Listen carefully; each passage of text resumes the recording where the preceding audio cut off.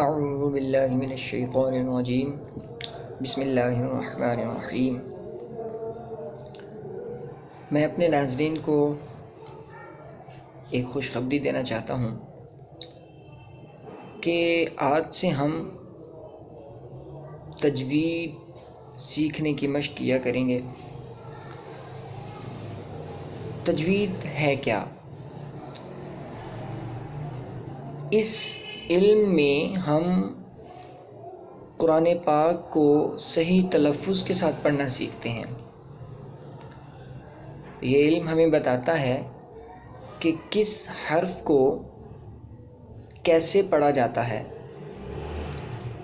اگر ہم تجوید کی تعریف کریں تو اس کی تعریف یہ ہے کہ حروف کو ان کی تمام صفات کے ساتھ ان کے صحیح مخارج سے ادا کرنا تجوید کہلاتا ہے۔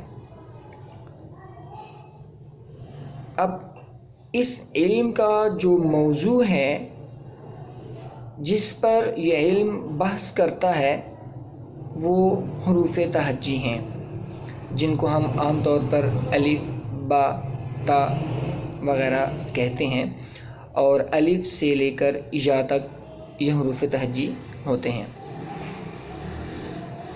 تو اس علم کی ابتدا سے پہلے میں تمام حروف کے مخارج کی بات کرنا چاہوں گا کہ ہر حرف جو ہے وہ یہ حلق سے لے کر ہونٹوں تک مختلف مقامات ہیں، مختلف جگہیں ہیں جہاں سے یہ حروف ادا ہوتے ہیں، اور اس مقام کو، اس جگہ کو، جس جگہ سے کوئی حرف ادا ہوتا ہے اس کو اس حرف کا مخرج کہتے ہیں۔ مخرج کا معنی ہوتا ہے جائے خروج، یعنی خارج ہونے کی جگہ، نکلنے کی جگہ۔ تو مخارج مخرج کی جمع ہے۔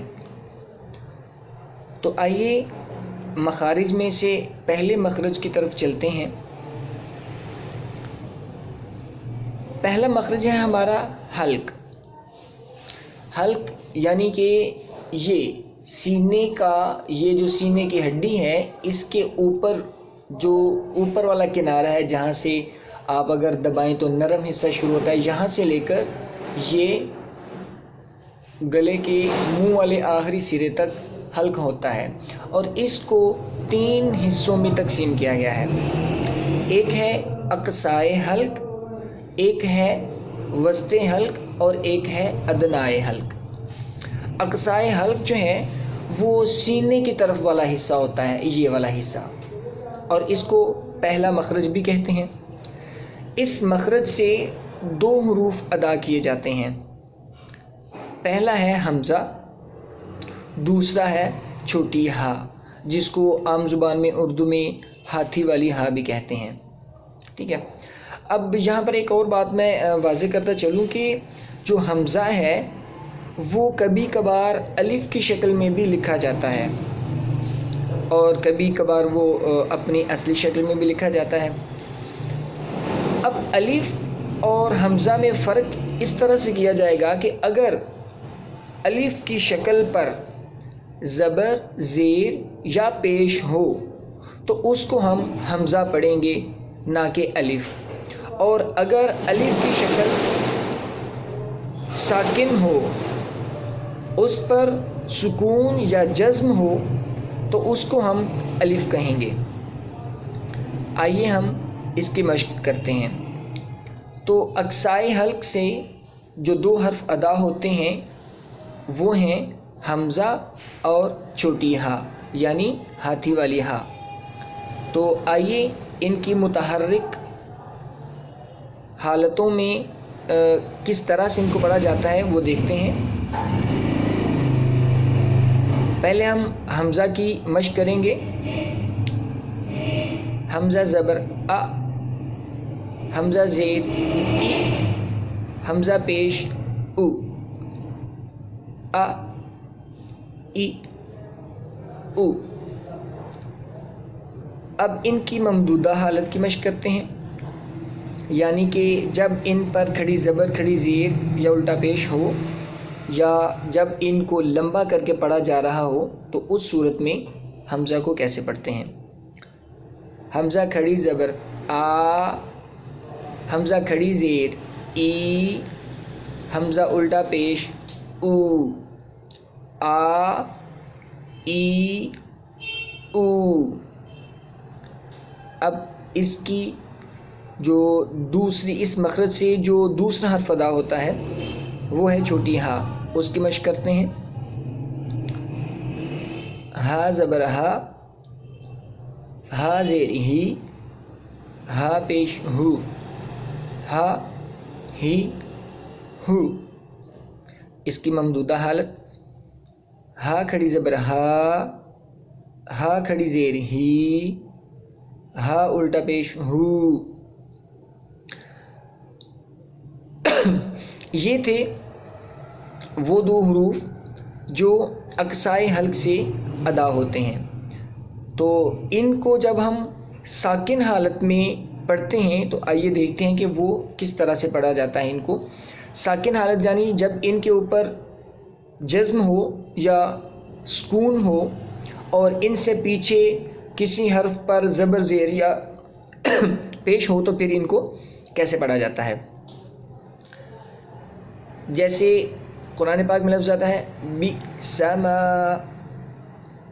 یعنی بی سما، بازر بی کے بعد حمزہ ساکن ہے تو یہ تھوڑا سا جھٹکا دے کے پڑھا جاتا ہے. بی سما، بی سما. اسی طرح سے یؤمنون یا پھر مؤمنون. اب میم پر پیش ہے اور آگے جو واو ہے اس پر حمزہ ہے تو حمزہ حمزہ ساکن کی آواز نکلے گی مؤمنون. عام طور پر اس کو اردو میں ہم مومن یا مومنون کہتے ہیں. ٹھیک ہے، تو عربی میں اصل تلفظ جو ہے اس کا وہ ہے مؤمنون، یعنی حمزہ کو ساکن حالت میں جھٹکے سے پڑھا جاتا ہے. ہا کی طرف چلتے ہیں کہ ہا ساکن حالت میں کس طرح سے پڑھی جاتی ہے. جب اس کو ہم پڑھتے ہیں تو اس میں قلقلہ نہیں ہوتا، یعنی اس کو واضح نہیں کیا جاتا. واضح کرنے سے مراد یہ ہے کہ اس کو ہلایا نہیں جاتا. جیسے میں آپ کو بتاتا ہوں، جیسے سورہ فاتحہ میں آتا ہے اہدنا یا اہدنا الصراط المستقیم. اب لفظ ہے اہدی، اگر ہم اس کو اہدی کریں گے تو یہ ایک تو ہل جائے گا، دوسرا اس پر ساکن حالت نہیں رہے گی بلکہ اس کے نیچے زیر آ جائے گی. تو یہ نہیں کرنا. اہدنا الصراط المستقیم یا مہتدون. امید ہے کہ آپ کو اس ویڈیو سے بہت کچھ سیکھنے کو ملا ہوگا. کوشش کیجئے کہ اس کی طرح آپ مشق کریں اور تلفظ کے ساتھ قرآن پاک کو، اچھے تلفظ کے ساتھ قرآن پاک کو پڑھنے کی اور اس کو سیکھنے کی کوشش کریں. شکریہ. اگلے سبق کے ساتھ انشاءاللہ پھر حاضر ہوں گے. تب تک السلام علیکم.